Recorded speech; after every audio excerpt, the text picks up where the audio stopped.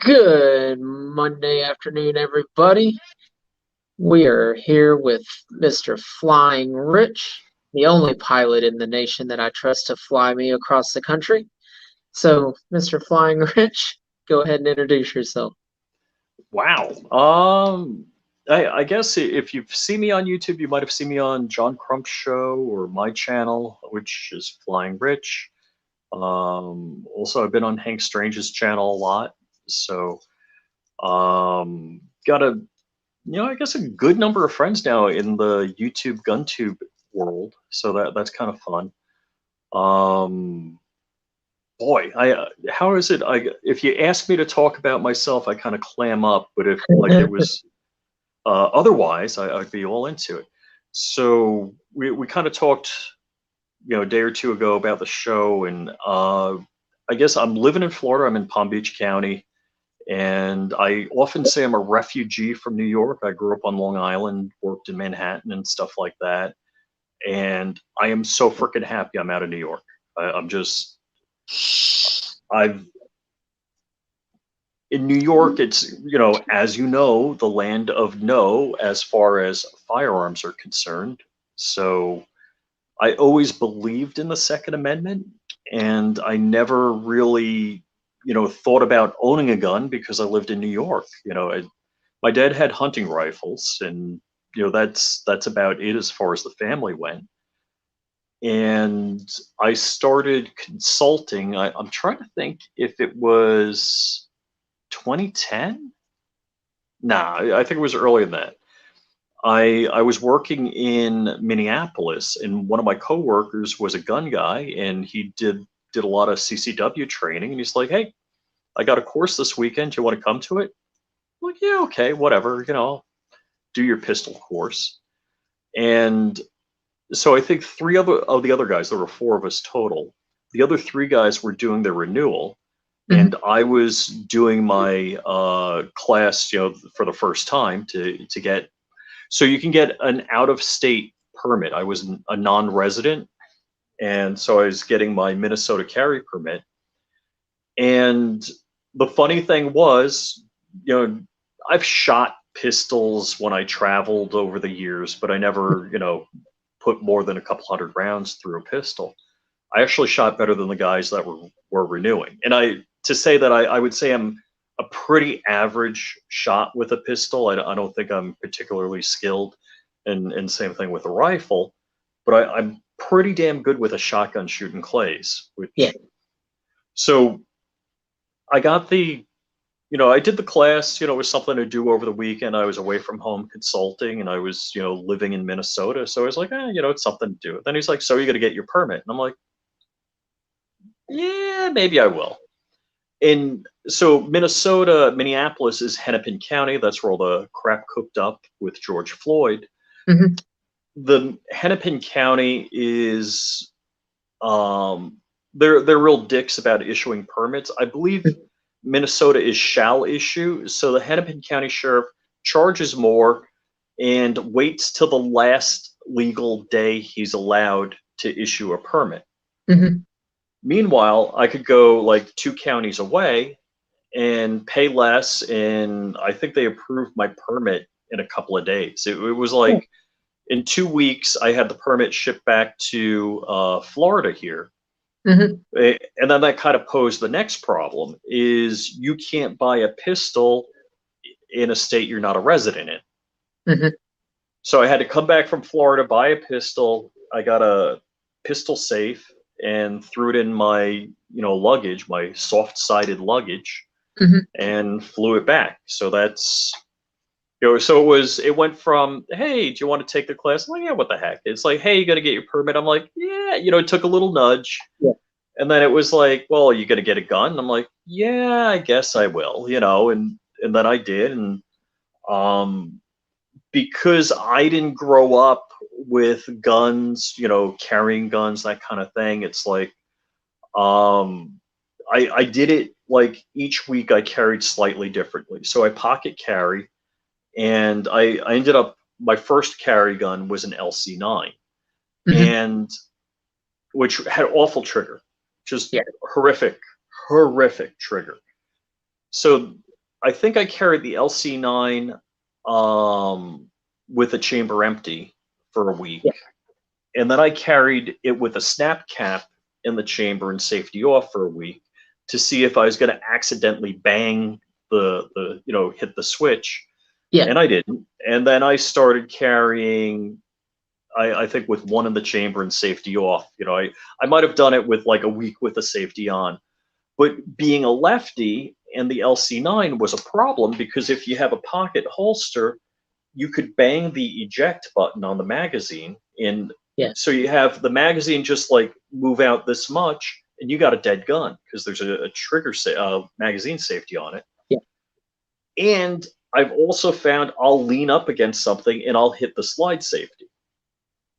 So as time went on, I got an LC9S and I took off the slide safety so I wouldn't have that problem anymore. But I was still ejecting the mag. And that's like I'd done 3D printing. So this is probably, I don't know, 3 years ago or so. I kind of went on a couple-year hiatus of not printing because a 3D printer, to have it set up and functional and fully operational and maintained, can be a little bit of a challenge, and it can be frustrating. If you don't need frustration in your life, don't 3D print, Yeah. So I was like, hey, how about I design and print a left-handed frame, where I'm okay, don't get me wrong. I use my middle finger on my left hand to eject all the magazines. So I use a gun that's set up for a right-handed person. I just eject with my middle finger, and that works. I'm good with that. But for my carry gun, so I don't eject a mag, I want the eject set up for somebody that's left-handed. So I started, working on actually an LCP. I figured the LCP is a little easier, and I would, 3D print a frame for that. And by that time, when I got back into 3D printing and started printing parts and was, printing the various components, trying to figure out how to do it, the SIG P365 came out, and I kind of, canned that project and just got a 365 and, flipped the mag release over. Yeah. I wish more of these firearms companies would come out with left-handed friendly pistols. There's a lot of people in my family that are left-handed, and they get so frustrated because there's not a real left-handed pistol. I think the only one that's even remotely close to a left-handed pistol is Sig Sauer. Maybe FN Yeah, now. well, the newer Glocks are reversible. Are they now? Okay. Yeah. So, pretty much, like, if you're not sure if your gun is reversible, if you look at the mag, you got a notch on either side. So that's a good indicator. If you're not real sure if the advertising or marketing for it doesn't say, take a look if they have a good picture of a magazine or somebody does a review on YouTube. Take a look and see if the magazine is cut like that. So, just because I pocket carry, I need a gun for a lefty. Otherwise, I really don't care. All my life, everything, it's a right-handed world, and I'm not saying it's a problem. It's something that you need to work on and adapt. And oh wow, I got to say hi to Kurt24 and Christian Grest. How's it going, man? Yeah, I was gonna go through here and say hi to everybody that popped in. So we got John Hollinger. Yeah, John's here. Mr. Hootie Who is here. Hey. Christian is here. Kurt is here. Thanks everybody for joining. Sorry, I didn't mean to interrupt. Yeah, no, that's all good. Yeah, I want to say hi to people. I first saw Hootie Who on Hank Strange way back when. Oh, Miss Vanessa is here also. VK. So, it's a right-handed world. So I've worked in machine shops or, woodworking shops and stuff like that. And you got to be used to, operating the machines the way they're designed, and they're designed for right-handed people. So that's never really been an issue. The goof is my plane is a side stick, and it's designed to be your left hand. So I guess if you're right-handed, Mhm. and you need to write stuff down for air traffic control, it's okay. But so I got to click on an autopilot and then like write the stuff down. So if they're giving me, changes from my flight plan, that it's a little bit of a pain in the ass. Yeah, because I mean, like you said, it's a right-handed world. Hmm. Now, when you were younger, did your family try to like make you write with your right hand or anything? Nah, nah. My dad was a lefty, and actually, my mom had uh oh gosh, why am I blanking on it?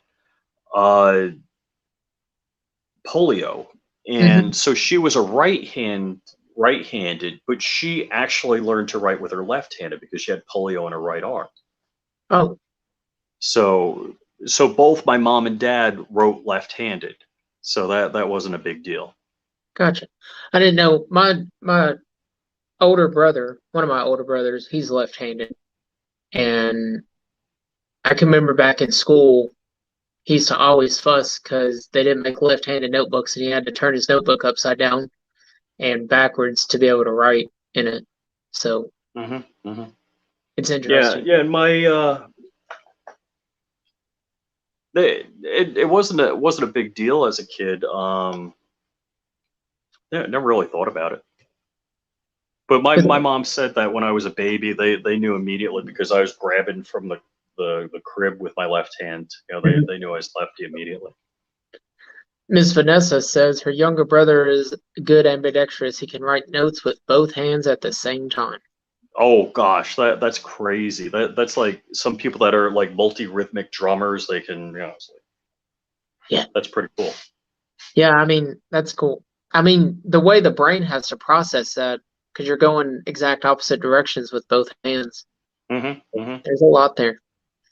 So, do you still have your LCP on? Or Oh did no, you I, get I I had two LCP9s. I sold them a while back. I upgraded to an LC9S, which I sold actually recently. And I kind of did a dumb thing. I bought an LCP Max, it? Hmm. which it's almost the same size as the SIG P365. And I'm like, I haven't even shot it yet. In fact, I put it somewhere before I went on my last trip, and I can't find it.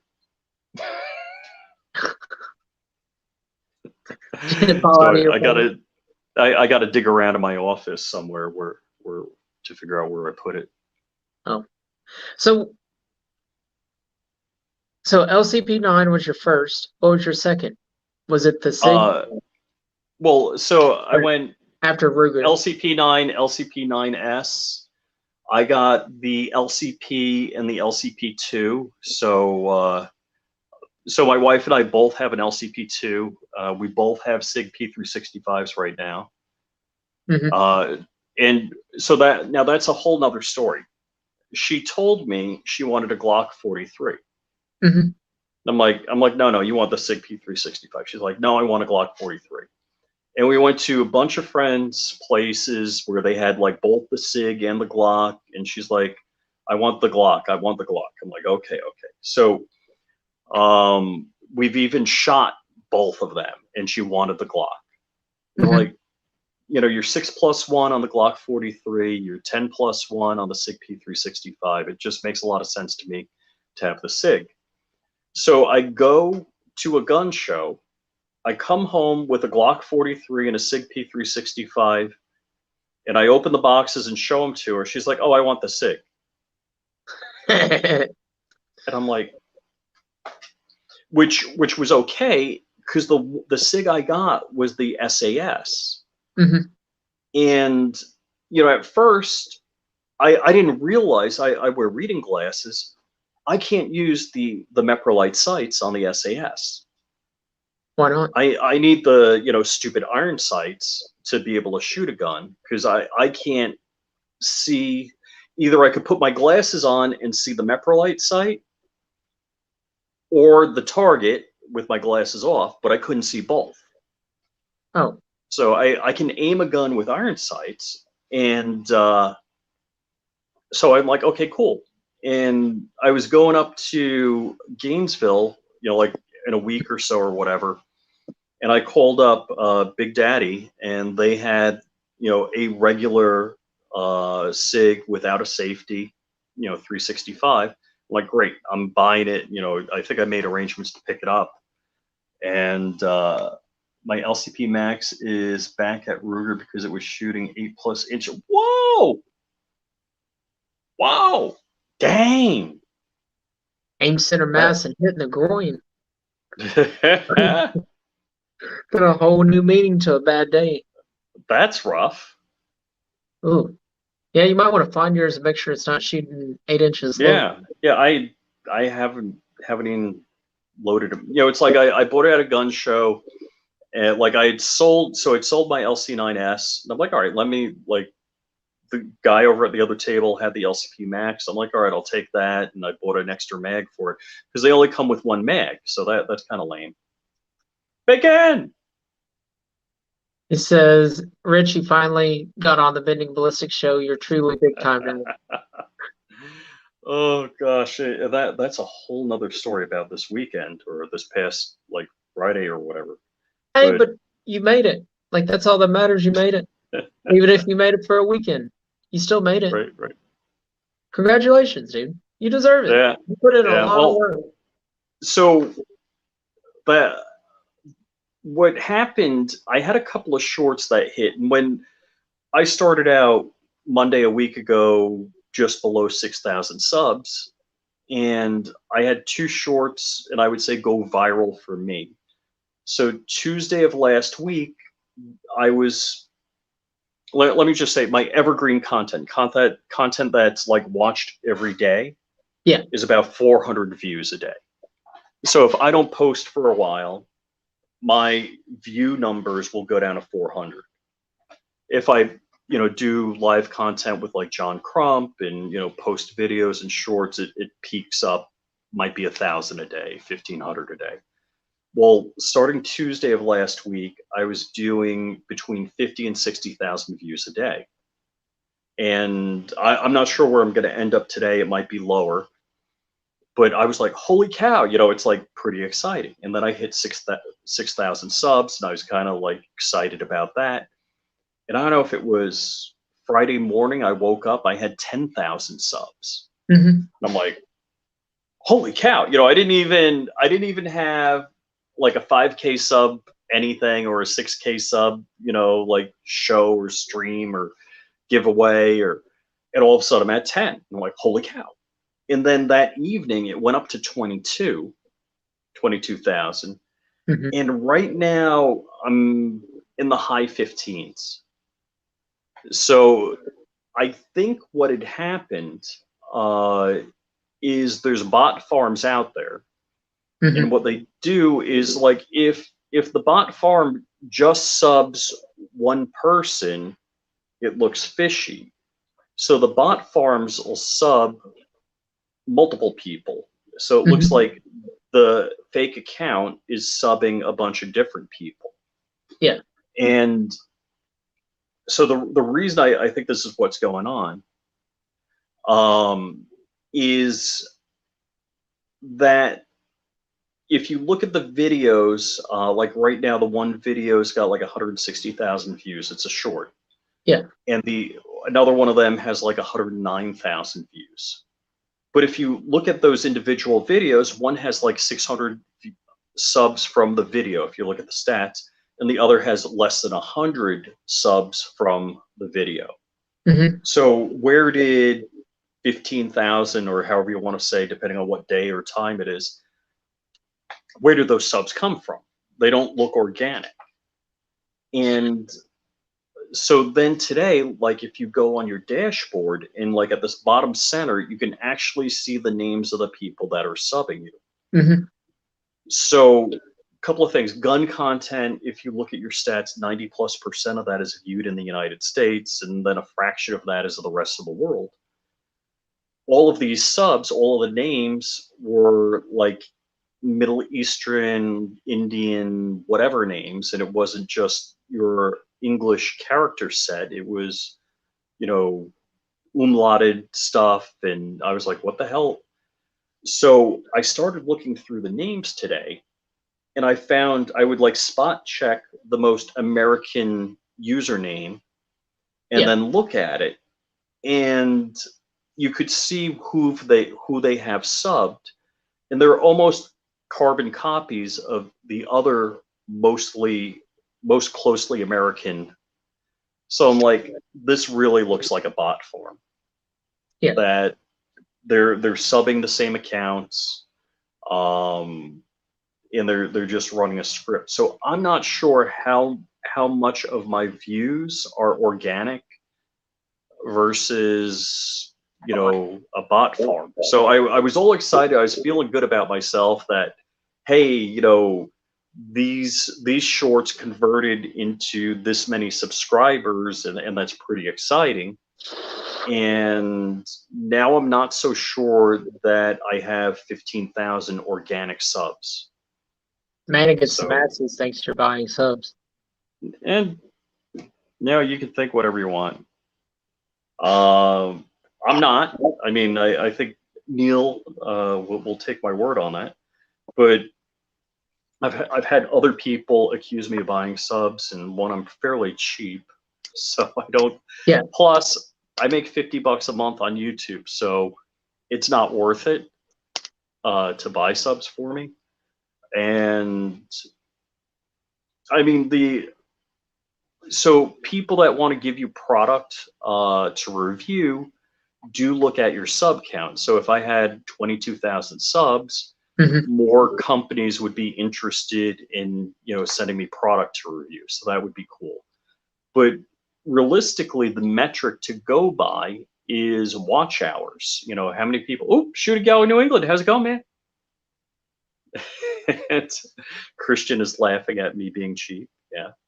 So a lot of people don't know, like, you and I are in the same career field, and you and I are both super cheap, and it comes with the territory of the career field that we are in.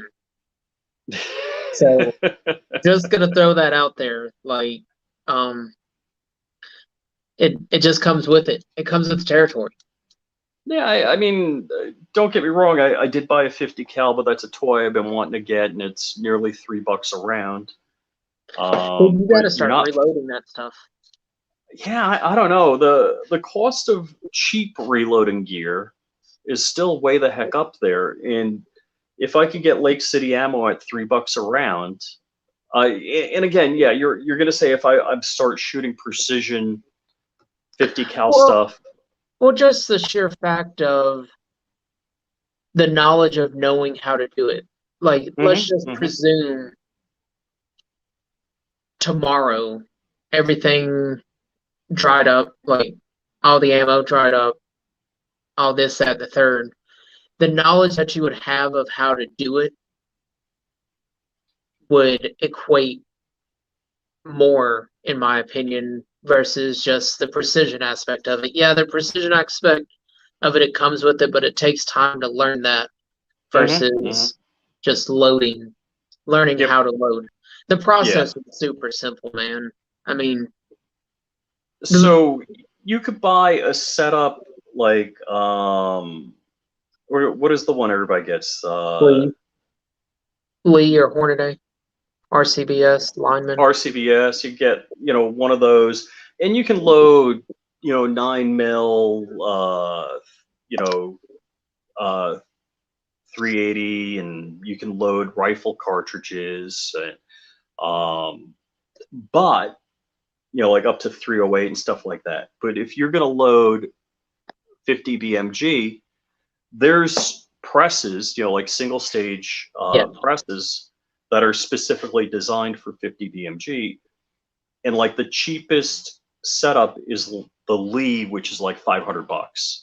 Yeah. I forget if that includes the dies. And no, that doesn't include the dies. And that's the thing about it. The 50 BMG, it takes so much pressure to pop out those primers because they're crimped in there, and you have to learn how to crimp a primer in, and there's a lot to learn. I definitely would not start learning how to reload on 50 BMG on any stretch of imagination. I mean, there's just so much pressure that's there, and like, I don't know, But a lot of people really get intimidated by the aspect of reloading based on the premise of fear of what they don't understand, I guess is the lack of better terms. Hmm. But I mean, you build firearms, man. Like you can reloading is simple in retrospect to that. You're literally using four things versus little springs. So when you come up and do the mile challenge, Yep. I will teach you a little bit about reloading Oh, cool. if you want. I mean, if Yeah, not, yeah, sure. it's gonna be no skin off my back if you don't want to. But if you want to learn, I'm more than happy to teach. Oh, yeah, yeah. I mean, Yeah, a I've been buddy of loading. mine, he had a Dillon 650 and he showed me how it all worked. See, if I was reloading pistol, I'd want a 650 that you just pull a lever and Yeah, every time you pull a lever, you got a round coming out. yeah. I run Hornady progressive presses, and I love them. Just I love the Hornady presses. It's probably one of my favorite presses out. And I've got a Forester, I've got a Hornady, I've got Lyman and stuff like that. But my favorite press is my Hornady. I load everything on it. I And mean, what do you like the Hornady better? I I don't know how to explain it. Like the handle is super ergonomic for me. I have like little like T-Rex arms. And so I mean the handle is such a short stroke when I'm bringing it down that it's more comfortable for me to load on that Oh, than it okay. is my Forester, because the Forester you got to pull like this, and Mm-hmm. just this Mm-hmm. motion isn't natural for me. Mm-hmm. Like I've had shoulder surgeries and shit like that, Oh, so okay. Yeah. Yeah. I mean, this motion gets tiring versus just drop my arm and let my arm take it down. And I'm so much faster on the Hornady press too. I mean, I load everything on it from my Precision 6.5 Creedmoor ammo, my Precision 338 ammo, all the way down to 9 millimeter 380. Mm-hmm. Mm-hmm. If I could load 22 long rifle on it, believe me, I would load 22 long rifle. I mean, I shoot so much of it. Like, Okay. Yeah. Yeah. So Christian Gress says he's loving to get his hands on a 50. Well, so what I wanted to do, and I don't know how the timeline on this. I hopefully someday I get my airplane fixed. So that's one thing. Um, I wanted to fly like around a weekend, like say take a weekend, maybe a long weekend, 3-day weekend, see how many places I could fly and shoot with people with the 50 cal. that'd be And cool. so I was thinking about doing a run with that, like just renting a Cessna for the weekend and see what I could do. When your admin makes fun of your T-Rex arms.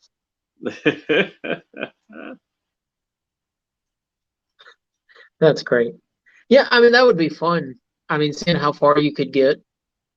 But Hmm. is there, so with flying independently like that, do you have cutoff times that you have to be cut off by, like commercial is, or is it you No, can? it's really like getting in a boat and going for the most part. So, Gotcha. like you got a boat. Yeah, Texas. So, Yeah.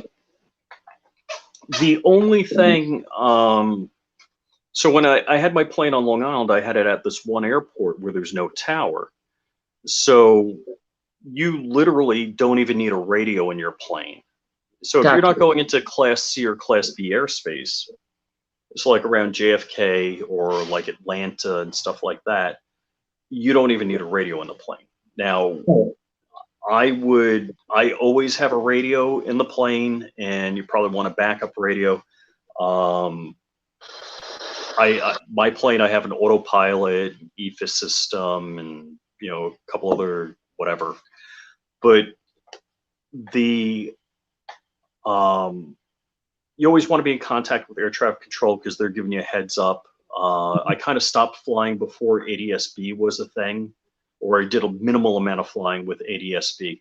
And ADSB is basically you're getting all right. So now planes have to have ADSB out, so they're going to be broadcasting their location. So you can have an ADS-B receiver and an app on a phone or a tablet or something like that, and it'll show you the position of other planes relative to you with their altitude and their distance. Okay. So when you're in a heavily traffic congested area, like if you're flying the South Shore of Long Island in the summer, there's a whole bunch of Yahoos that only fly on the weekend and probably a couple hours a year. They're all at like 500 feet above the beach. So you got a lot of traffic going on like holiday weekends and stuff like that. If I was flying even a short distance, because the performance of my airplane is pretty good, much better than a Cessna, I'd go up to 6,000 feet. It's no big deal to do that. Whereas, like, if you're in a Cessna 152, 172, climbing to 6,000 feet takes a stupid long time. Yeah. I could do that 1,000 feet per minute easy, all the way up to 6K. And I would just be away from all of the other people. And in the summer, it's actually nice to be higher because it's cooler. So you lose 3.5 degrees per 1,000 feet. So, you're 18 plus degrees cooler at 6,000 feet. So it makes it nicer in the cockpit. Yeah. And does it get cooler because the air is thinner, or what causes it to get cooler? Yeah, air's thinner, so it's less dense. Okay. And so, yeah, flying. So going back to your original question, if you're flying out of even a towered airport, some airports close. So like when I was at Isla MacArthur Airport, past 11 o'clock, there's nobody in the tower. So at that time, it becomes an uncontrolled airport. So you would do operations and procedures as you would at a non-towered airport, where you would call in, like you would check the ATIS, which is the weather information, and it's broadcasting, what direction the winds are, and you'd pick the best runway for that. You would call that your, so many miles out for straight in, say, runway 24 islip, and just announce. So you self-announce where you are, and then you come in and land and taxi and tie down, and without any talking to anybody, basically, unless there's other people in the traffic pattern. But there's a common frequency that you'd be announcing on. Gotcha. So like channel 2 or something like that would be your normal, just. Yeah, well, the frequency is listed on the, well, now it's going to be a database, but everybody used to have these sectional charts, and it would have all of the information. Oh. And I don't even, usually I have stuff like that to hand, to show, but I got nothing to point at right now. So Kurt's got a pretty good question. Yeah, so so I fly an experimental airplane which was built by some guy in his garage from plans, and all of them are different because it's not made on a production line and people choose different engines. So planes similar to mine have been up above 20,000 feet. I forget what somebody set a record in a non-turbocharged long easy of, I don't know if it was like 50 something thousand feet. It was nuts. It was way the hell. I would never go up that high, because so if you're above 12,500 feet for greater than 30 minutes, the regulation is you got to have oxygen cannulas, so you don't lose consciousness or just start getting oxygen deprivation. Once you start going up higher, and I think it's like, I don't know if it's 15 or 20,000 feet. I just never flew that high for the most part. Like I'd go above 12.5 and I'd fly with oxygen, but you need actually a pressurized mask like you see fighter pilots have. And that's because it needs to push the air into your lungs. So that's a whole nother system and stuff I'm not familiar with. Yeah, so that's like the halo diving, the high altitude. Yes, yeah. Yeah, I know some people that have done some halo diving, and they've talked about how it's just wild. Oh yeah, well it's got to be nuts cold up there. So if you're, so let's just say at 10,000 feet it's 35 degrees colder. If you're at 20,000 feet, it's 70 degrees colder. So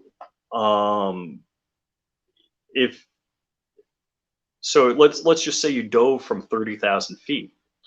It's like 100 something degrees colder Yeah. at 30,000 feet. So it could be below zero, well below zero. Yeah. I mean, you're But talking like negative 30 degrees if the temperature is 70 degrees outside, oh yeah, yeah, yeah. which is So like hypothermia real quick. right, and falling through the air at 120 miles an hour, Yeah. the cooling effect is dramatic. Hmm. So yeah, you could severely be frostbitten. I don't know. I mean, I know the math and I know the altitudes. I don't know anything about halo diving, but that's some nutty shit. Yeah, it sounds like a lot of the regulations that you have with flying are kind of like the same regulations that come with diving at certain depths. You have requirements of things that you have to have. And Hmm. so it Hmm. sounds pretty similar there. Yep. Totally different ballgame of things, but similar in the retrospect of everything else. But that's pretty cool. I flew on a Cessna from Fort Lauderdale so I grew up in Kissimmee, if you know Hmm. where Kissimmee is. Yep. Oh yeah. I flew from Fort Lauderdale over to the Bahamas in a Cessna, and we only Okay, flew like like 300 feet over the ocean. a turboprop. Yeah, Yeah. So that was probably Cessna Caravan. yeah.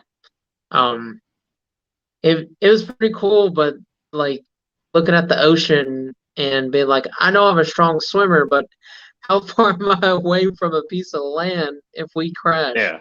Yeah. Yeah. Yeah. I don't. So now there's different regulations if you're flying over bodies of water. I know people. Um, if you're flying like to Europe, so let's just say if you took off out of New York and wanted to cross the Atlantic, you would go, and of course you'd have to make multiple stops depending on what kind of airplane you have. Um, so all right, let me roll back. Uh, Burt Rutan, his brother. So Burt Rutan designed the Long Easy, and my Hmm. plane is a double wide version of the Long Easy.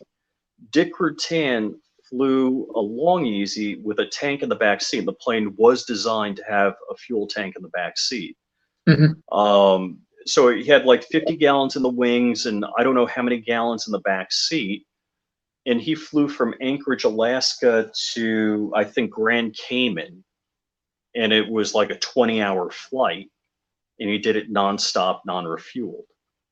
So if you figure the sweet spot for the engine performance and the altitude performance of the airplane, you Hmm. can get some crazy economy out of the airplane.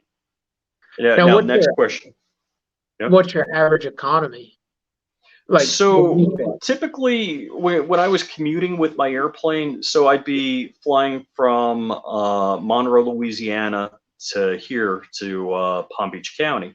Mhm. And I wouldn't fly over the Gulf. I would always stay over land. So instead of flying straight line point to point, I would basically turn at Perry Foley, Florida. There's an airport there, Yeah. and then head straight to Palm Beach.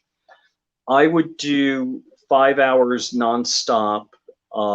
Typical airspeed at about 10,000 feet, 150 knots over the ground. So, just under 200 miles an hour over the ground. Okay. And my economy would be somewhere in the area of like 30 miles per gallon. Oh, so So, yeah, so that would still take you what, at least 100 gallons to get oh from. no, no, I would do I don't know the distance. I'd have to look it up, but it's a 5 hour flight, so 5 hours at 150 knots, so that just ballparking it, so 600, 750 nautical miles about. Um, and I would have that plane had like 42-gallon fuel capacity, and I was burning just under like at altitude. So not at so you burn a lot more fuel on climb, and you burn almost no fuel on descent. So it averages out. So your climb and your descent phase average out. So your cruise range is what's critical. And I'd be burning like just under 7.5 gallons an hour. So if you made that 8 gallons an hour, just to round up, at Yeah. 5 hours, that's 40 gallons. But I was doing like 7.2 gallons per hour in cruise. So if I had to divert, I would be fuel critical. So my go no go point every time I came, I was flying eastbound from Monroe, Louisiana to Palm Beach. My go no go point would be Perry Foley, Florida. It was an untowered airport, and they had good prices on the self-serve gas there. So by then I'd do a fuel burn calculation and figure out whether I've never had to stop on the eastbound leg. And typically your winds are going to be traveling from west to east. So the higher you go, the faster the winds. So I'd usually make that trip at 10,000 feet or better on the way out to Palm Beach. And on the way back, I'd usually fly at like 5,000 feet. And I would stop because the gas prices in Palm Beach were pretty high. I would stop at Perry Foley, Florida, tank up, and then fly the rest of the way. Gotcha. That's cool though. Like, why'd you choose to go landmass versus line to line? Okay, there's a bunch of things. So if you have an emergency and have to put down, it's easier not having to swim if you got broken legs. That's true. I'm not going to argue that one. Yeah, and I wasn't expecting that answer. yeah. So a sea rescue complicates things, and so I'll tell you the one time I made an early turn and I was like 20 plus miles offshore, which is the plane the plane's engine knows when you're over water and makes completely different noises. You're like, what the hell was that? So what happened, now I have an electronic engine monitor. So there's a cylinder head temperature on every cylinder. There's an exhaust gas temperature on every cylinder, oil pressure, oil temperature, RPM, volts, amps, all that kind of stuff.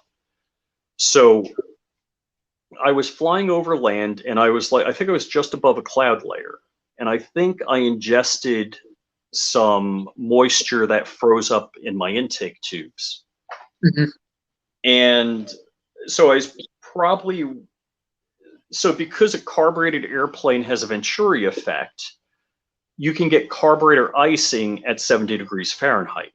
Yeah. So it's definitely a potential. So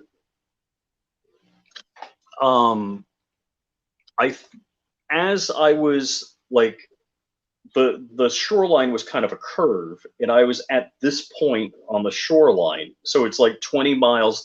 Doesn't matter. I was 20 nautical miles from the nearest land.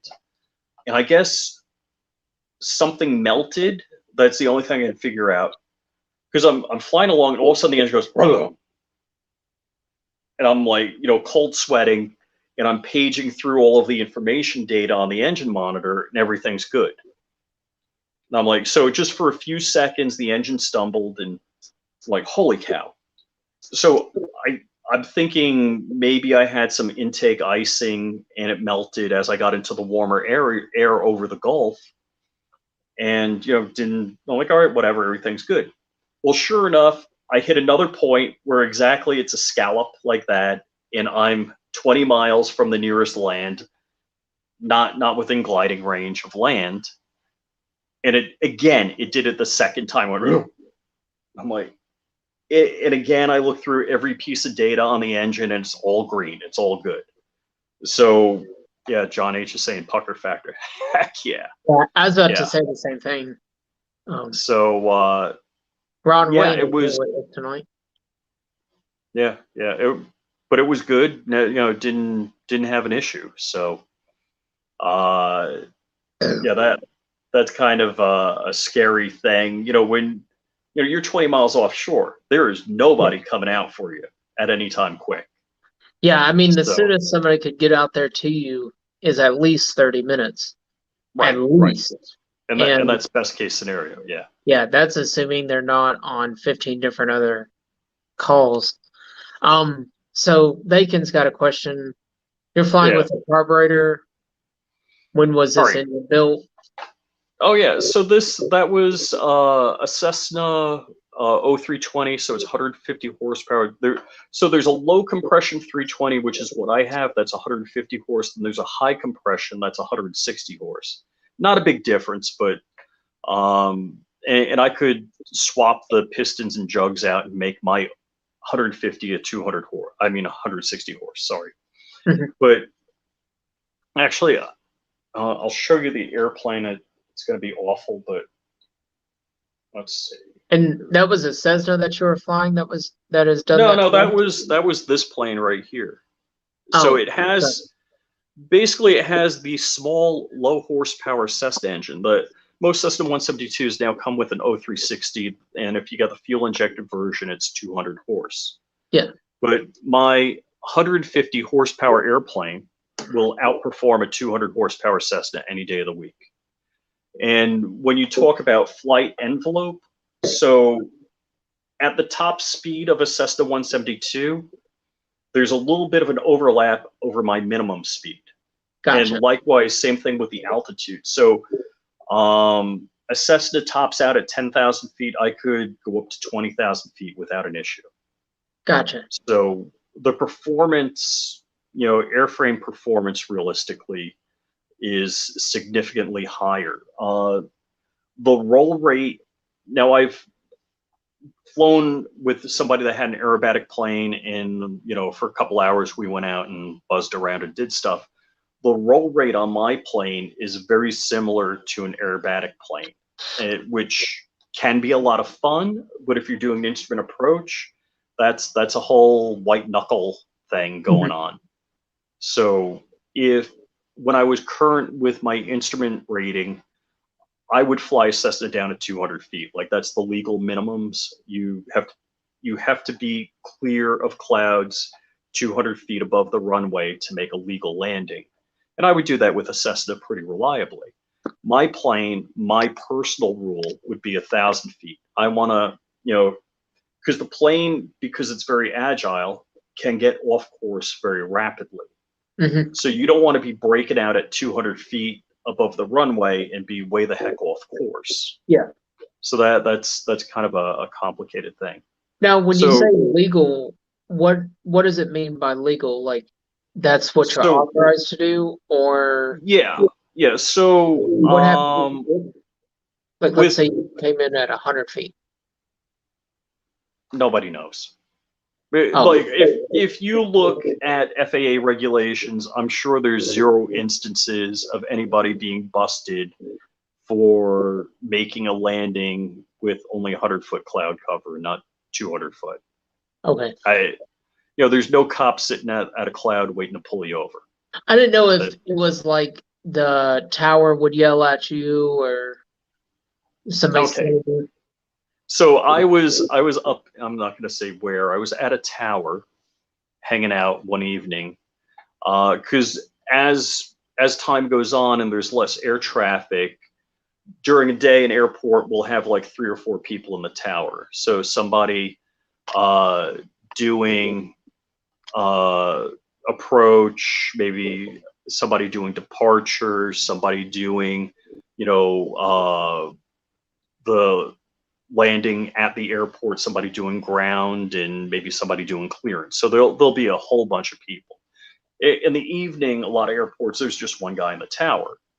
So I was up in the tower one evening and it was fogged out. It was so foggy that from the tower, you couldn't see the taxiway. Oh, wow. Like you couldn't see.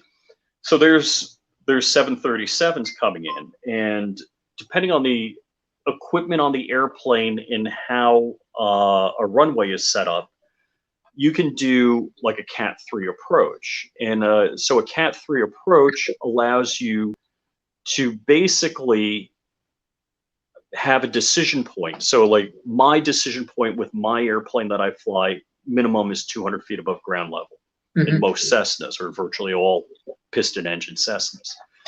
So with something like a 737, you got triple redundant autopilots, and if two autopilots concur, you can do a Cat 3 landing, which your decision altitude is 15 feet above the ground. Now, realistically, if you decide to go around in a 737, by the time you spooled up the engine, your wheels already touch the ground and you're going up, you know. So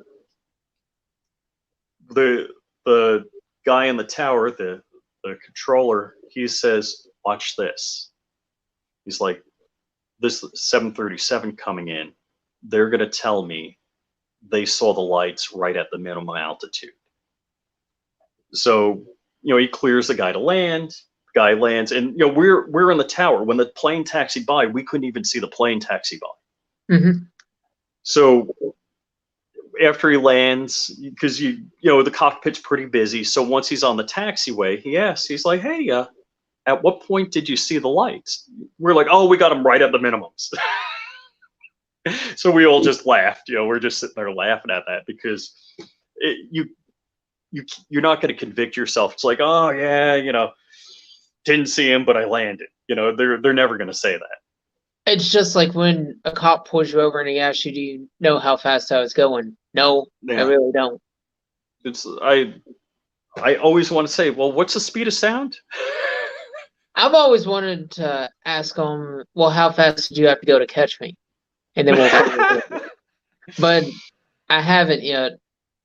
So I did make a cop laugh once I got out of a ticket. I'm like, "You want to see my pilot's license or my driver's license?" that's great. So when the Fred Flintstone cars come around, you're already 1 foot ahead. Right, you mean the Jetsons? Yeah. Yeah, yeah. Dude, you gotta forgive me. Like my sleep schedule is all jacked up right now. Yeah. So yeah. I feel like dark, like trying to keep my eyes open. I feel bad for him sometimes. I know he's tired. I get it. Yeah. So Dark taps out kind of differently than I do. I feel it coming on, and it's like there are nights I don't even have enough energy to brush my teeth before I go to bed. You know, it's like boom. But Dark has this like slow fade. And you know, sleep is my nemesis. I know, like, I used to build model airplanes, and I'd be in my garage building a model airplane, and I'm about to glue two pieces of wood together. That's going to be a $400 mistake.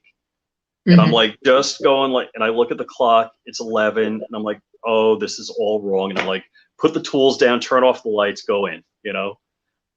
So there's definitely, you know, as we say in aviation, with altitude, you have so much useful consciousness without oxygen. I kind of say that about time, that, yeah, you know, I know 11 o'clock is kind of my bewitching hour for the most part. Yeah, and that's how I am. Like, I get it. Anything past 11, 12 o'clock, I'm like, ugh, I'm too old for this. I want to go to bed. So, are you going to mount GoPros on your plane like Ron Wayne is suggesting? So, all right, the regulation, and also I want to hit on Bacon's statement. So there's a little bit of an interesting thing there. It used to be only in Alaska could you have things externally mounted on your airplane. Why? And because Alaska, there's a lot of like bending of the rules in Alaska, or they give you a bit of grace on the rules. So, because a lot of places in Alaska you can only get in and out of with a plane, and they would strap stuff to the struts and whatever of the airplane, and you know, crap, that's just not legal in the lower states here. Yeah. Now I don't know the GoPros on airplanes kind of were after I stopped actively flying. So I'd have to check on the regulation. I see video of people doing it all the time. And yeah, I'm definitely interested in doing that. And I've got like a 360 camera. I figured that'd be cool, like mounting it on different places. Yeah. I mean, especially if you can spin it around and people can see what you're seeing. Yeah. Like, so that'd be a lot of fun. You do a lot of live streams like that. Well, all right. So now that's the other thing. So let me hit on Bacon's. the problem with my plane, the reason the wings are uh, are bent back, swept back, is not for speed, and it creates a couple of other problems. What it also does, now you got to realize, a lot of jets, like a lot of biz jets, have straight wings. They don't have Mhm. swept wings. The reason for the swept wing on my airplane is to get the center of lift further aft because the engine is in the back. Gotcha. So if it was possible, which would violate most rules of physics, if my plane could have a straight wing, it would, and it would be better because I would have lower landing speeds. So Gotcha. lower landing and takeoff speeds. So that would be a big deal. And some people have built canard styled airplanes with a high wing. So the main wing is high above the engine. And that allows you to have, a very straight wing. So there are designs like that out there. Let's see. What was the other one? Wait, you were asking a question? Mm-mm. Go ahead. So let's see. Bacon, the origin of the term $400 mistake wasn't from a night involving cocaine hookers. I'm just asking for a friend. Not sure. Your origin. Not sure what he means by that. Oh, when you were gluing the plane together. Oh, yeah, model airplane. Yeah, I'm sorry, I switched from model airplanes in my brain to real airplane. So yeah, the 310 dude. Yeah, he's got a whole bunch of cameras. I've seen. I don't know if I'm sub to his channel. Maybe I am, and I don't have the alerts on. But I would see his stuff in my feed all the time. So I mean, you're yeah, flying rich. Your name suggests that you want to see flying stuff. yep. Yeah, and it's like Matt Hoover's like, you ought to rebrand. I don't know about flying rich because you don't do any flying. And I'm like, I'm just about I'm rapidly approaching the surface of getting my head from underwater financially. Yeah. And I'm like, all right, I was telling you in the pre-show that I was thinking about getting my license renewed. So it's not a license, it's a certificate. Your certificate as a pilot is valid with a medical and a biannual flight review. So I have to do a medical and a biannual flight review. The joke on the medical is if you're healthy enough to sign the check to the doctor, you passed. Realistically, I just got to have a set of glasses that I can read like 6-point type this far away, Oh, and I'll pass the medical. that ain't bad then. And biannual flight review. My instructor's up in New York. I could get a biannual flight review anywhere, but I'd rather do it with him. So basically, they're going to make sure you're aware of the current rules, any current rule changes. So there's an oral and a practical portion of a biannual flight review. They're going to make sure you can still fly a darn airplane and didn't pick up any bad habits. So. Gotcha. Yep. Sorry, I don't mean to be yawning. No, that's all right, buddy. I'd sat down and now I'm like tired after everything that. Dude, it was hot here today. It was like 101 degrees. Oh, yeah. Oh, No, I'm pretty much, hanging out in the cave here, the air-conditioned cave, all day long until, it's nice enough to go out. yeah. Like yesterday, I finally mowed my lawn for the first time in a month. Uh-oh, your neighbor's mad at you? No, my neighbors don't care. But like my lawn doesn't grow really fast anyways, because I put a bunch of rye in my yard. Rye, like red ryegrass. And so it doesn't grow fast. So a month of not mowing for me is like some of my neighbors not mowing for a week. Yeah. So we have St. Augustine. In the winter months, it really doesn't grow fast. So I was on an extremely low budget. Let's see, from September on. Yeah. And I don't know when I told the landscaper to come back. I'm like, hey man, I got to cancel my landscaping for a couple of months. Hmm. and I got an acre and a quarter, and they mow and edge the property, and do a little extra. And yeah, the lawn was almost unnoticeable for however many months I didn't have the landscaper come. Really? So yeah, the from September on, so it really Yeah, didn't grow. when it hit that fall time. Hmm. Hmm. But I don't know. That's cool. I love that we kind of got off topic, but I enjoyed that conversation because it's a whole different scenario of things that I guess I'm interested in flying, but I'd Hmm. never be able to fly because I'm blind in one eye. Oh So shoot, yeah. yeah. So I can ride in a plane, but I'd never be able to fly. There's Hmm. no way. So so but yeah, it's been crazy hot here. And John's not too far from me, and I'm sure it's been hot where he's at, but he's closer Oh to yeah, the river than I am. So, yep, yep. which is good for him. But yeah. So let's go in. Let's spend like 15 minutes and go into your 90 degree on your 50 BMG, the 90 degree window. It seems to be making So, everybody really upset. I let me love it. see if. Hold on, I'm gonna pull. Uh-oh. Let's see, where'd it go? Uh-oh, did I hit a button? Oh, there you All right. are. So let's see, aiming this. So I gotta. So there's like a stepped pick rail on this, and the lower portion, and there's a bit up there. So the idea is you could have flip up iron sights on it. And so what I did is I got a 90-degree mount with the Fiatchi $35 red dot Uh-huh. on the side. So originally I had that mounted on the, as the primary optic. Hmm. And I've got Arkin sent me out a scope for this, and they're super cool about that. And the my short, so I did a YouTube short.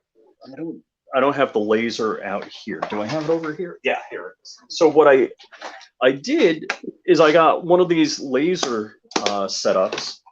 Yeah. And what it does is, so the laser comes out the fat end here, Hmm. and then there's different bits you screw on the tail, Yeah. depending on the caliber, and then that shoves in the muzzle of the gun. Well, with the brake, and that's a 4-chamber brake, that was not going to work. So what I ended up doing is I 3D printed this, so it's snug on the tail. It's just a friction fit on the tail, and then that slides in the 50 cal bore. Hmm. So that allows me to bore sight it. Well, what I did before that is I took this, and it'll actually fit in the chamber. And I use some like forceps because it's tough getting in there. You can't really reach in with it. And got this pretty much centered. And with a 29-inch barrel, if you're off a little bit, you're not seeing the laser out the end. Yeah. And I was actually able to sight it in, at 100 yards with the red dot. People were losing their mind over the red dot optic, which, so what was going on is I was going to the range and, with some friends, and the optic from Arkin was being shipped and it wasn't going to get here on time. And, they're cool enough to give me the optic.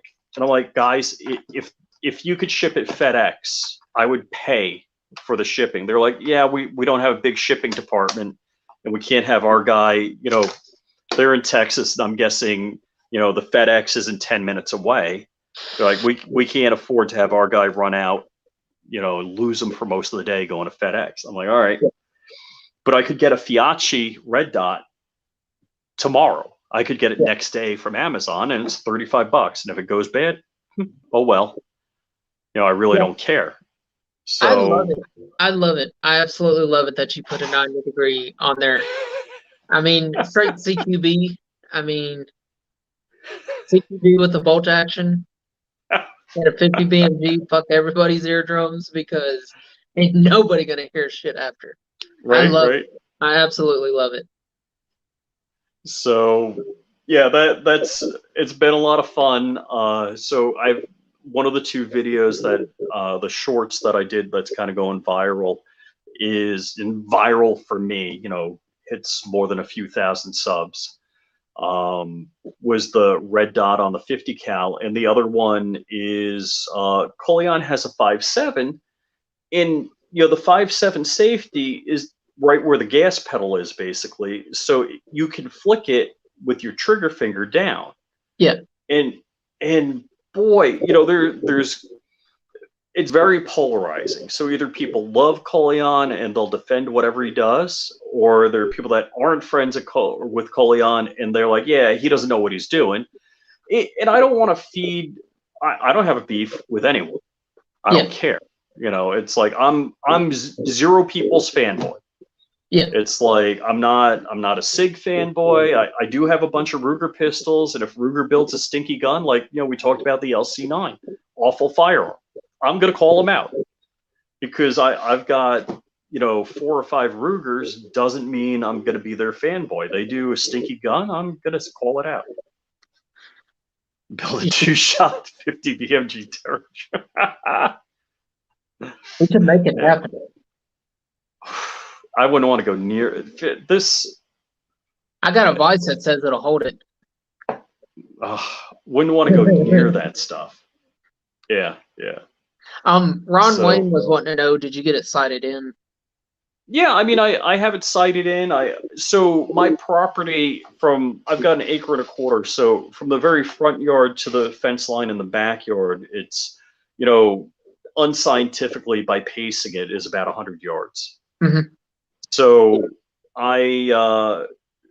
what I did is, because I don't want to be running around my front yard with a 50 cal, and the neighbors behind me are cool.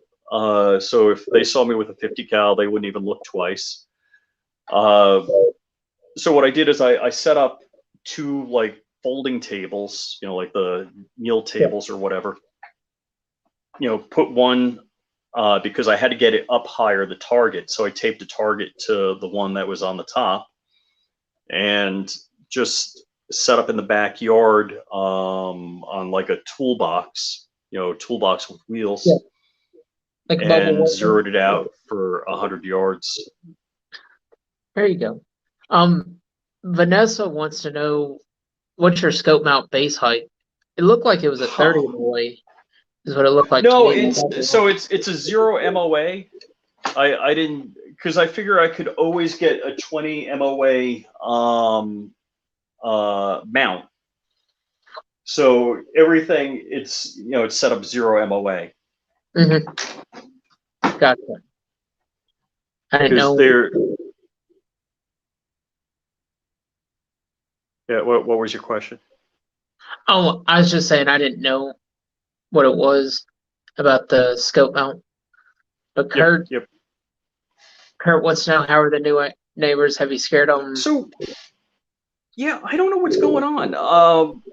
Boy, this is kind of if anybody think I'm a baller or something like that, I've been broke for 7 years, and really broke for 7 years.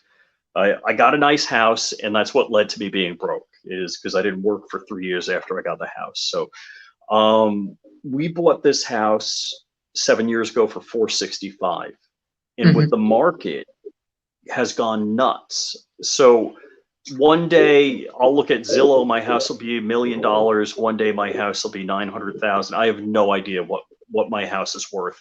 But the house next to me, which, again, I'm going to sound kind of classist, isn't the same category house as mine. Yeah. And again, I hate sounding that way. That house sold for 550. Oh wow. And I was like, holy, it's a little wood frame house, and nobody wants a wood frame house in Florida No. because the bugs will eat it. That's you don't. I mean that and mold will eat it up here. Yeah. So, all the properties an acre and a quarter around here minimum. I mean, I got a pool, a hot tub, it's screened in, all that kind of stuff. And I'm sorry, I don't mean to sound like I'm bragging. That house doesn't have any of that, and it sold for 200 grand more than what I bought this house for. See, so the market's kind of crazy. And I think they're going to flip the house because there's construction guys out there every day. So I don't know that the owner is fixing it up, or if I'm thinking, I didn't look up on Zillow who bought the house, but it seems to me like they're fixing it up to flip. And I don't mean to be classist. There's a number of houses on this block that are like mine, built by the same builder, almost the same floor plan. And so Tiki Hut, I'll get to that. So, there's a lot of houses on this block that are in the $900 to $1 million category now, which is terrifying to me. Where's my daughter ever going to live? She's going to like own a van and live in the back, I guess. It's like my property when I bought it, which for Kentucky, the area that I live in Kentucky, I have a pretty nice house. I mean, it's 4,000 square foot, 2-story. I've got a carport. I'm building a deck off the 2nd story of my house right now. And obviously you've seen images of the vault, how it's coming together. Looking good. And I give $140,000 for it with almost 9 acres of property. Nice. I mean, it's stupid cheap to live here. I mean, wow. It is so cheap to live here. And my house is almost paid off now. That's why, like I was bitching earlier that I need to get a new vehicle, but I've told myself I'm not going to buy a new vehicle until I pay off my house. Because I'm not, as cheap as I am, I cannot justify spending as much on a car payment as what I spend on my mortgage.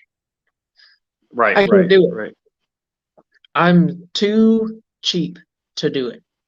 Way too cheap to do it. Yep. And so once I get this finished paid off, which will be in the next year and a half, hopefully, then I'll be all right. That's cool. I'll get a car payment then, but till then, I'll deal with what I got to deal with. Right. Yeah, so my cars are paid off. My wife still got a loan on her car. But Ron Wayne was asked about the Tiki Hut. So let's see, my daughter, so like 7 years ago, I had the Tiki Hut re-roofed, with palms and all that.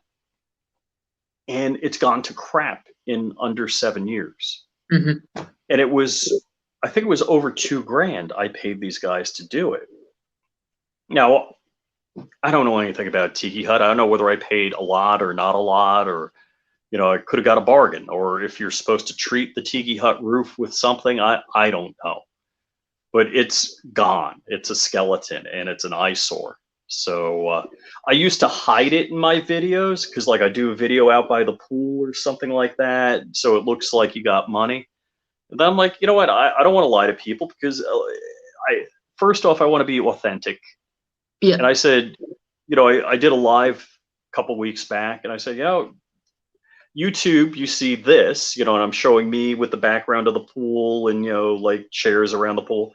I'm like, realistically, my life is this, showing the Tiki Hut falling apart. I'm like, that's the reality of my life. And that represents all the crap. Like, I do share a lot with people on YouTube, the audience. But there's still crap that's going wrong in my life and dramatically wrong crap going on in my life.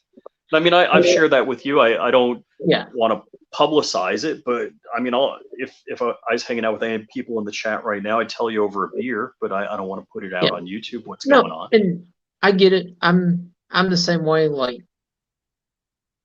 I get it, 110%. I get it. I've been there. I've been where you are. So I get it.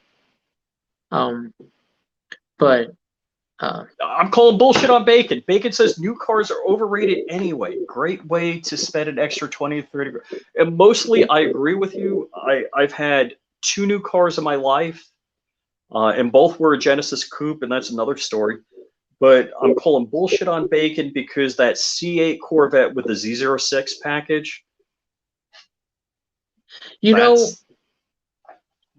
until I moved where I'm at, so Corvette, the factory that literally builds Corvette is 30 minutes from my house. Oh, cool. So my dream car is a Corvette, and I can't even stand to look at a Corvette now because that's all I fucking see out here. And it drives me insane. Like Hollyfest, it's Corvettes all over the place. Every car show, Corvettes all over the place. The Corvette drags come through here. Then you have Harley drags, and it's Harleys and then Corvettes. Then you have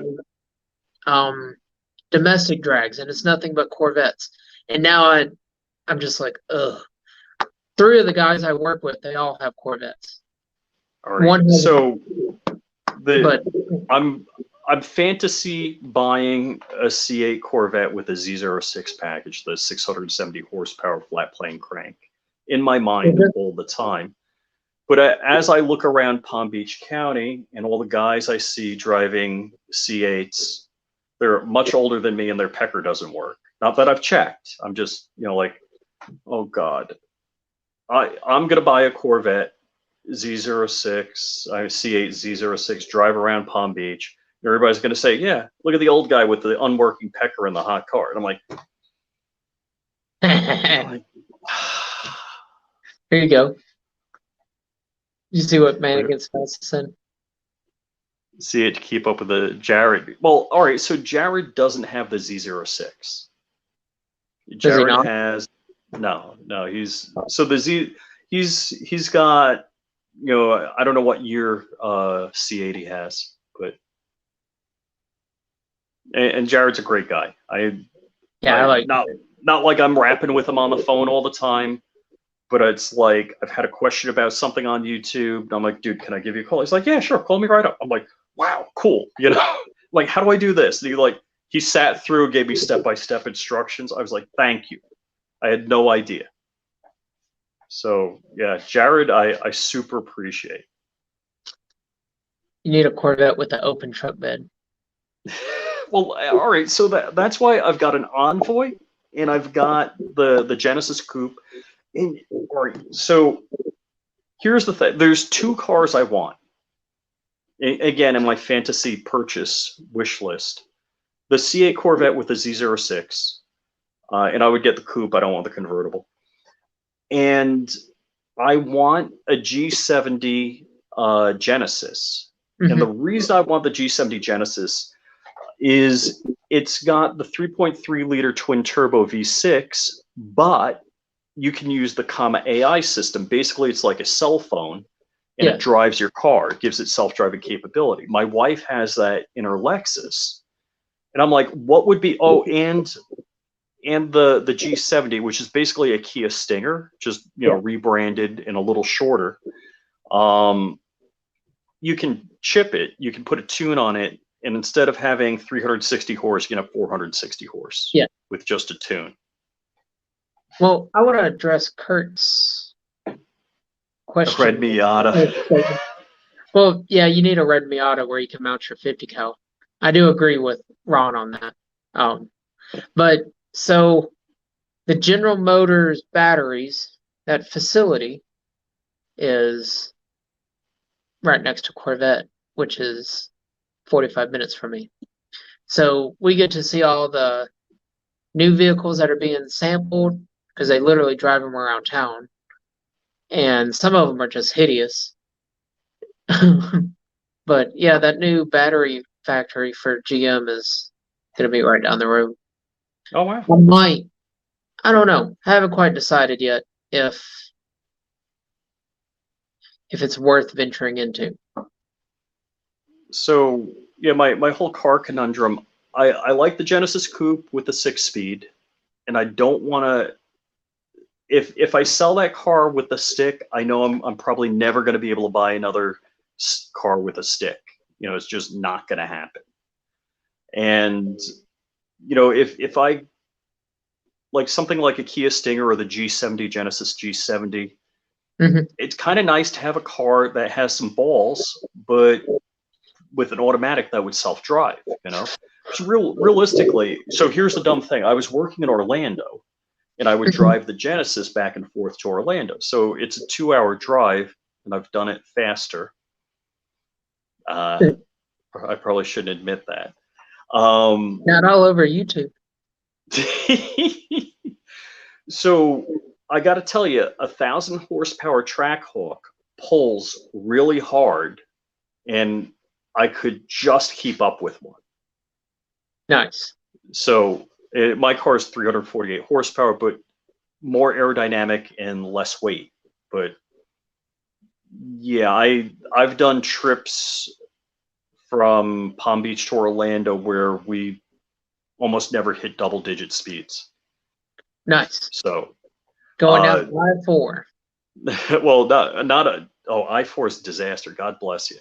But up and down the What'd you say? turnpike here. Oh, yeah. I'm See, always joking that when they see my turnpike pass, they're probably like taking bets on how quick I'm going to get to Orlando. see. So Orlando, well, where I grew up in Kissimmee, is Hmm. exactly 12 hours from my Oh, house. from where you are now, yeah. Yeah.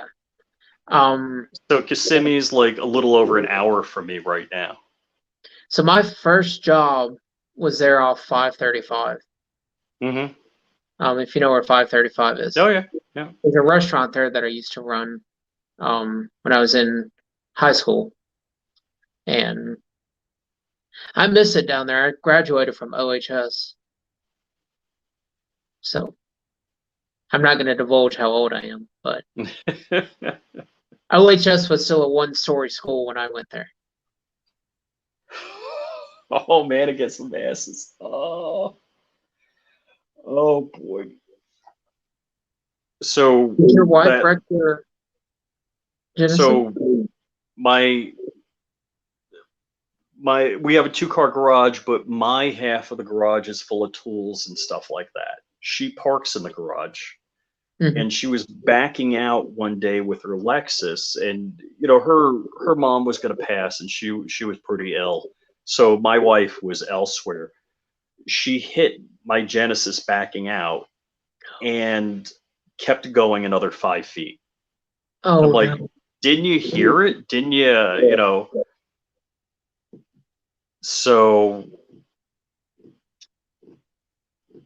uh, yeah, and unfortunately, it's the quarter panel and the bumper cover. The bumper cover just needs like maybe skim coat and a repaint, but the quarter panel, that's almost the entire car you got to paint Yeah, to get and that's right. And assuming. I'm So I've seen on some of these newer cars where quarter panels get bent or dinged up, they total out the entire vehicle because it's so expensive just to replace a quarter panel. Now, right well, now, you could PDR my quarter panel. That's like it probably, the dent in the quarter panel probably be 100 $200 to fix at a PDR Mr. shop. GT3 has showed up tonight. Hey man. Um, yeah, I would be sick. I When I totaled out my Camaro, I bought a brand new Camaro with the LS in it, Hmm. and the day I totaled that out, I was sick. Oh God. Oh, I was sick. Oh, but it is what it is. Did I you do know? it stuff. So, I'm not sure what model year it was, but some of the, I guess it's the F body Camaro, came with a 4-cylinder. mhm. I was like, that's a big car. I It can't. I is. don't know if that. Mine had the big 5.8 V8 in it, and I'd done some motor work to it, and I'd done some other things to it. That after it was totaled out, I never got nearly the money out of it that I had in it. Oh, Thank God jeez, I have yeah, gap insurance. yeah, Gap yeah. insurance is a must. Like I tell everybody, like if you're gonna buy a new car, or get gap insurance if you're gonna finance it. And Especially like, so what had happened is, so we have three cars. We've got the Lexus, the Genesis, and the Envoy. And the Envoy's been paid for years. mhm, And I'm not sure when was it a year ago I paid off the Genesis, might be a year ago. And for whatever reason, between claims and stuff like that, my insurance was $1,000 a month. And I'm like, all right, let's turn off the insurance on the Envoy, bare minimum, raise the deductibles on all the cars. And then when I paid off the Genesis, I'm like, bare minimum and, all that. And now that my daughter's in college, she has insurance in her own name mhm. on the car that she drives. She's driving a car from her grandmother who passed. And now that we have separate policies, it's cheaper than when we had it all together. Yeah, Which me and Geico went round and rounds this morning Geico, yes. over insurance rates. So there's no reason why my liability only on my truck costs me more than full coverage has cost me on every sports car I've ever owned from the time I was Wow. 18 to now. Mm-hmm. And they were like, oh, well, the state of Kentucky passed a new law that said that this is what our rate was going to be. So I was paying over $150 a month for state minimum in Kentucky. Mm-hmm. And we went rounds and rounds this morning. I was like, this is bullshit. I was like, I'm in my mid-30s. Like, I don't romp and do shit like this. I've never had a speeding ticket, never had an accident that was my fault. Right. Fucking wood. I'm in my room here, so I got a wood table. And they were like, oh, well, this is why medical bills in the state of Kentucky. I was like, fuck their medical bills. So I called Progressive. You want to know what full coverage costs on my truck? Oh, I have no idea. Like $38 a month. No way. Yeah, and Geico was charging me over $150 a month for minimum.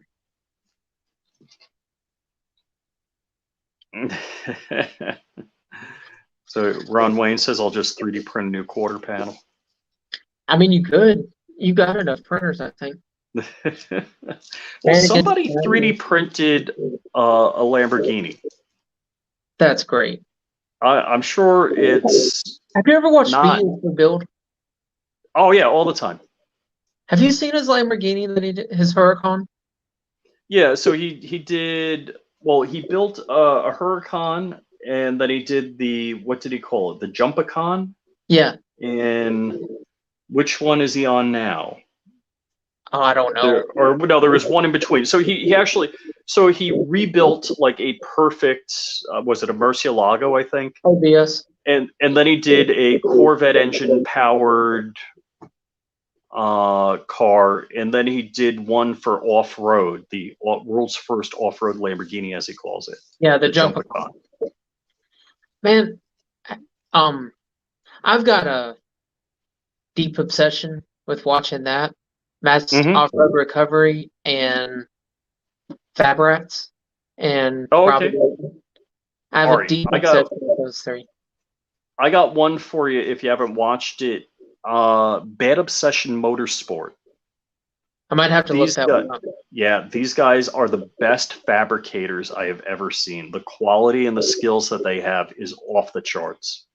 Well, the thing I like about the Fab Rats guy is he literally was in telecommunication for AT&T and just did fabrication on the side, and now he's building just like extravagant off-road vehicles, like extravagant tow trucks and Oh shit yeah. out of junk metal. And it's like, dude, this shit is cool. Oh He yeah. took Yeah. a old FJ Cruiser that was like rusted completely out and completely redid it all and threw it up on, I want to say like 38-inch TSL Swampers or something like that. I don't think it was Super Swampers, but 38-inch tires. You'll have to check him out. It's so cool. And then Matt's Off-Road Recovery, they built a Corvair about a year ago. And then they just finished a Suzuki, what is it, the LP20 or LT20 from back in the, it was little like Suzuki two-seater golf cart looking car. Oh, I think I know what you're talking about. Yeah. And All right. Well, none of the above. I'm looking for a video here. So my buddy got a limousine bus. Let's see. Let me scroll back. So I got a video on my channel. Let's see if I can manage hitting the button. Boom. So this is a blank screen. So he got a limousine bus, and I don't know, those are like military tires. yeah. So Like on B this tires. was a rear wheel drive, and he's got it set up, it's jacked up. He's got through a transfer case. It's like, what is the big diesel everybody loves? It's the 6 something. The Cummins Yeah, 6.0 or whatever. whatever it is.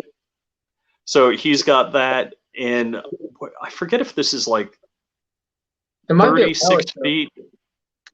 So this was a limousine. So yeah, that's like belly button height on me. It's like, and so he's setting that up, and he goes like fishing out in Montauk, Long Island, and so this is designed to tow his 4-wheel drive van behind, and that he can live in it on the beach in Montauk. So it had a dual axle rear, and what he did is he had custom wheels designed that he's got singles now in the rear, and the offset it's flipped one way for the front and the other way for the rear. They're all identical wheels. Mm-hmm. So what is that? That said 32? Yeah, so it's 32 feet long, 33. It's 33 feet long. That's awesome. So that's his toy that he's been working on. Yeah, that stuff's cool. And Man Against the Masses, I don't think it's X90. They just revealed it on their page. Like I said, I run everything on my phone, but I want to say it's the LP20. They called it the Golden Nugget. And they just did like an entire documentary for one of the guys on their crew. He's like 86 years old and he still has a gold track. And so they painted it gold for him and restored it for him and called it the Golden Nugget. It's super cool. I mean, it looks so cool. Like, but all right. Well, we've gone over like 35 minutes now. So I'm tired. I know you're tired. Yeah, man. You're an hour ahead of me. I was struggling there for a minute. I was afraid I was gonna nod out. So, but tell everybody where we can find you and what's coming in for you. Yeah, pretty much all social media. I'm Flying Rich, except for Instagram, where I'm FlyingRich_official. So I'm working on a couple of projects. Tweaking my ARC build a little bit. I'm tweaking the G34 bullpup, the Glock 34 bullpup. That's getting a little bit of a tweak. I plan on shooting stuff with this, so the standard watermelon, whatever, that kind of thing. There's 2 projects. Actually, there's a number of projects are in the works.